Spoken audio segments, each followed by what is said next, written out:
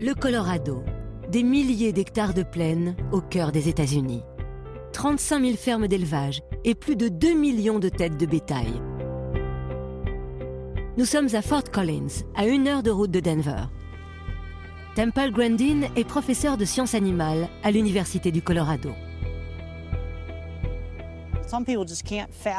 Pour beaucoup de gens, il est impossible de concevoir qu'un animal puisse penser. Une des choses qui m'a permis de comprendre que c'était possible, c'est quand je me suis rendu compte que j'étais différente des autres.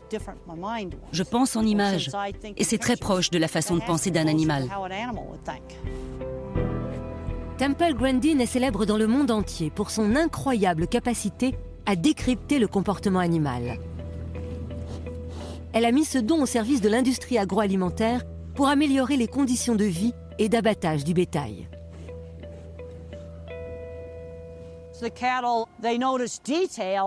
Le bétail fait attention à certains détails que personne ne voit. Si par exemple, vous avez ça par terre au milieu du chemin, disons que ça, c'est par terre. L'animal va se dire, qu'est-ce que c'est que ça ? Je ne veux pas marcher là-dessus. C'est juste un morceau de plastique, mais c'est le genre de choses qui va le déranger. C'est quelque chose qui n'est pas à sa place. Temple Grandin voit le monde différemment des autres, et elle pense que cela lui vient de sa maladie. Diagnostiquée avec une forme sévère d'autisme à l'âge de 4 ans, elle grandit dans un autre monde, coupée de la réalité. J'ai des émotions, mais elles sont basiques. Je peux être heureuse, triste, en colère et avoir même très peur. En fait, la peur est la principale émotion chez un autiste. Et c'est la peur qui permet à l'animal de ne pas être dévoré par les prédateurs. À l'âge de 15 ans, Temple fait une découverte qui va changer sa vie. Lors d'un séjour dans la ferme de sa tante dans l'Arizona, elle rentre pour la première fois en contact avec du bétail.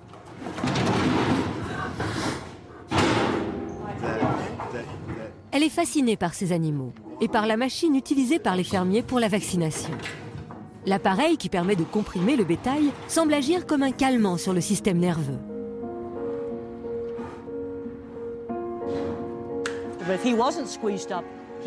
Si elle n'était pas comprimée comme ça, elle bougerait dans tous les sens. Elle serait vraiment mal. Là, elle est emmaillotée comme un bébé. Persuadée du bienfait de cette machine, elle décide de l'essayer sur elle-même pour soigner les crises de panique causées par sa maladie. J'étais anxieuse tout le temps. C'était mon état permanent à l'époque, et sans aucune raison. C'est la même chose pour le bétail. Ma tante a refermé la machine sur moi, et la pression exercée sur mon corps a dompté cette peur. Un nouveau monde s'ouvre alors à elle. Elle se rend compte qu'elle peut comprendre ce que ressentent les animaux. La jeune autiste décide de consacrer sa vie au combat contre le mauvais traitement du bétail.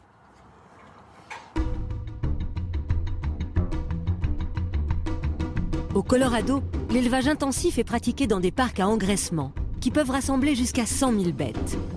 Dans les années 70, personne dans l'industrie de la viande ne s'intéresse aux théories comportementalistes animales.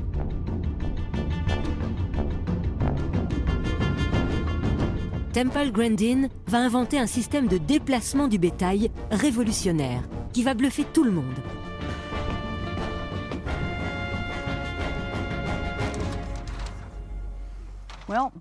Voici le dessin d'un couloir d'une ferme d'élevage. Le bétail sort de l'enclos, il suit la piste circulaire, et la tendance naturelle des vaches, c'est de toujours vouloir retourner d'où elles viennent. Et c'est ce qu'elles croient, grâce à cette configuration en courbe. Elles avancent donc beaucoup plus facilement. C'est moi qui l'ai dessiné à la main.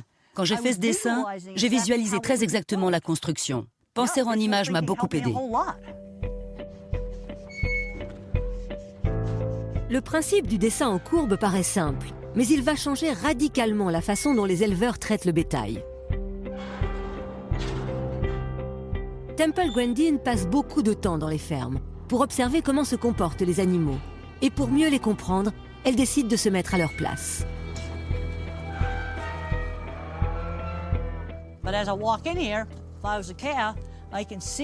Quand je m'avance, je me rends compte que le chemin mène quelque part. et je ne vois pas les personnes qui sont à l'extérieur. Et si vous contrôlez ce que voient les animaux, ils avancent plus facilement. Vous savez, on me demande souvent, est-ce que les animaux ont peur d'être tués? Non, ils ont plus peur d'un objet, d'un reflet ou quand il fait trop noir. Pour faire accepter ces théories, Temple doit se battre contre un lobby ultra puissant qui pèse des milliards de dollars, celui de la viande. Son plus grand défi, faire changer les mentalités dans les abattoirs. Pour convaincre de l'importance du bien-être des animaux, elle prononce un mot magique, rentabilité. Pour convaincre les professionnels de l'intérêt du bien-être des animaux, je leur explique que leur viande sera meilleure. Parce que si le bétail est stressé pendant le transport, vous aurez de la viande noire, sèche, collante et pas belle du tout. Et pour avoir une belle viande rouge comme celle-là, je leur ai expliqué qu'il fallait prendre soin des animaux. Je leur ai montré comment on pouvait réduire les bleus. J'ai passé beaucoup de temps dans les frigos à viande pour leur montrer l'utilité de mon travail pour une viande meilleure. Elle passe aussi des heures à observer la façon dont les hommes traitent le bétail. Et elle se révolte contre les méthodes barbares exercées dans certains établissements. Il y avait des endroits où il n'y avait aucun contrôle. Les gens traînaient le bétail, arrachaient les yeux des animaux, vraiment des choses horribles. Il y a beaucoup d'endroits qui ont vraiment amélioré leurs pratiques. Ici, par exemple, les gens ne crient pas, tout est très calme. Si vous restez calme, ils restent calmes. Les animaux doivent finir à l'abattoir, mais nous devons leur offrir une vie décente et les tuer sans souffrance. Et tout le bétail que vous voyez ne serait pas là si nous ne l'avions pas élevé pour notre consommation. Si le travail est bien fait, leur vie est bien meilleure que celle de tous les autres animaux d'élevage. Ce que les gens oublient souvent, c'est que la nature est dure. Le loup dévore les entrailles de sa proie alors qu'elle est encore vivante. Les animaux peuvent mourir de faim, de froid. C'est un monde sans pitié. Nous, on a le droit de vie et de mort sur le bétail. Alors on doit au moins s'assurer qu'ils aient une vie sans souffrance. À l'époque, dans les années 70, peu de gens la prennent au sérieux. Mike Chabot est le premier directeur d'abattoir à lui avoir fait confiance. Avant, nous utilisions la force et la contrainte avec le bétail. Et nous avons appris grâce à Temple que les animaux peuvent être traités avec respect. Ça permet aussi au personnel d'être moins stressé et surtout plus heureux dans leur travail. Aujourd'hui, le tiers des fermes d'élevage et la plupart des abattoirs aux États-Unis fonctionnent avec les principes de respect de l'animal édictés par Temple Grandin. Son expertise est demandée dans le monde entier. La jeune fille autiste est devenue une héroïne de la cause animale. Pourtant, personne n'aurait cru qu'elle en arriverait là. Quand j'avais 2 ans et demi, je ne parlais pas, je me balançais tout le temps sur ma chaise, j'arrachais le papier des murs et je le mangeais. Je jouais avec du sable pendant des heures. Ma mère s'est très vite rendue compte que je n'étais pas comme les autres enfants. Elle ne souriait pas, elle ne riait pas. Et la première fois que j'ai entendu son rire, c'était comme un long spasme. Et elle crachait en même temps. Son père était furieux. À 5 ans, Temple prononce enfin ses premiers mots, mais son comportement reste inquiétant. La jeune fille suit une scolarité normale, mais à l'école, elle a du mal à se faire accepter. Elle s'isole de ses camarades. Les autres se moquaient de moi tout le temps. J'essayais d'aller vers les autres. Mais à l'école, on s'intéresse aux vêtements, on flirte avec les garçons. Et moi, je ne comprenais rien de tout ça. Malgré son handicap, Temple poursuit de brillantes études et obtient un doctorat en sciences animales. Elle apprend à vivre avec sa maladie et ses nombreux effets secondaires.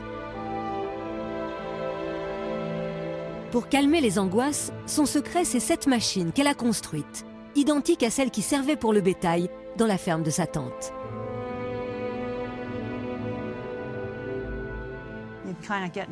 Vous avez une petite idée de comment ça marche? Vous entrez comme ça, vous mettez votre tête comme ça, et ça marche de cette façon. Ça calme, c'est relaxant. Quand j'étais très nerveuse, je l'utilisais tous les jours, puis petit à petit, une fois par semaine. Cette machine m'a aussi permis de supporter la pression sur mon corps. Et je peux serrer les gens dans mes bras à présent.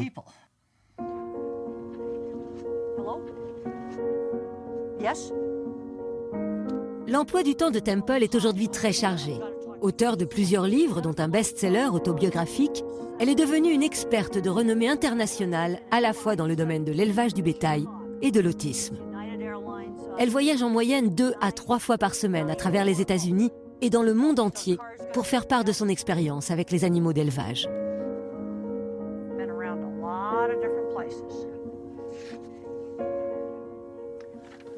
Ça, c'est une conférence sur les chèvres. Ça, c'était sur les porcs. Je fais du conseil, j'ai animé des conférences et des stages sur la qualité de vie des animaux dans le monde entier, en Europe, en Australie, en Nouvelle-Zélande, en Thaïlande, en Chine. J'ai l'impression d'avoir réussi quelque chose. Je suis allée dans tous ces endroits et cela me donne l'impression que j'ai fait beaucoup de choses dans ma vie.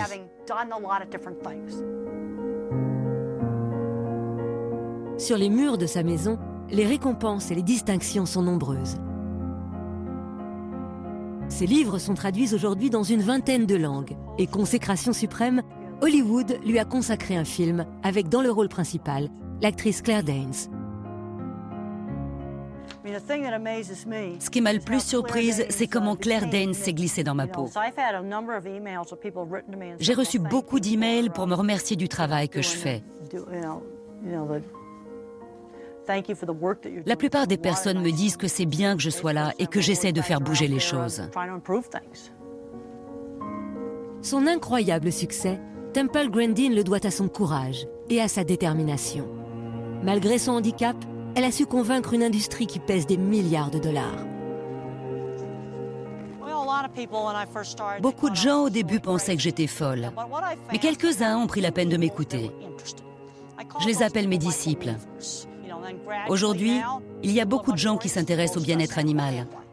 Même dans mes rêves les plus fous, je n'aurais jamais pensé en arriver là.